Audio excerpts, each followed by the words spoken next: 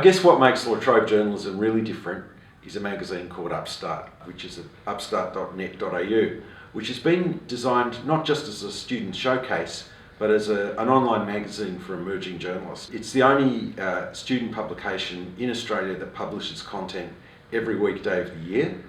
And while some of the material that you find on the site comes from assessments that students have done, there's a lot of other material, and students who actually want to get into the habit of publishing weekly can do so. So we have third year students who've got 100 articles with their bylines on them. And it was originally going to be a kind of student showcase for the really good work students did.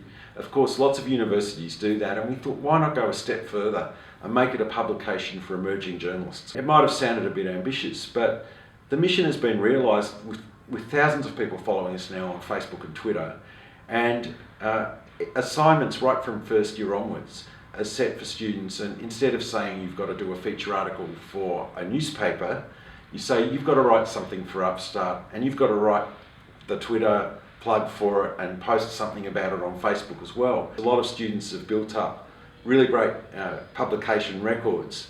So if you go and look at the URL of a couple of our third year students, you'll look and see that they've got 100 pieces to their name because they've got into the habit of writing every week or so for the site from first year.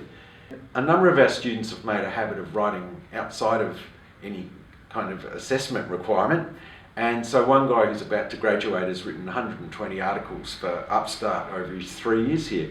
He's got a one piece a week habit, and we set assignments now and say, we want you to do an interview, but you can either deliver it in a text format, you can deliver it as a video, or you can deliver it as audio.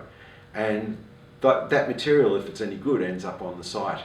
For a group of students in third year every semester, they also get the chance for academic credit to edit the site, and so they learn what it's like to be part of an editorial team.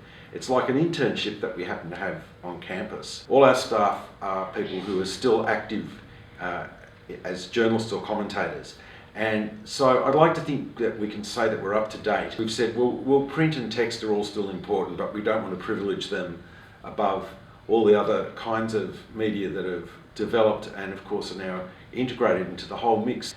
Journalism's changing really quickly, and a few years ago it might have made a lot of sense to say we'll have a print stream and a radio stream and a television stream, but these days any graduate who's going to have a serious chance of scoring a job straight out of a degree has to show some competence in more than one area, and so our degree's been redesigned to reflect that.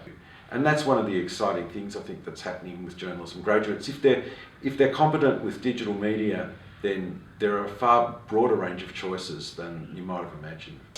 They know how to write, they know how to post content, they understand how social media works, and they're able to cut to the chase when trying to put a story together.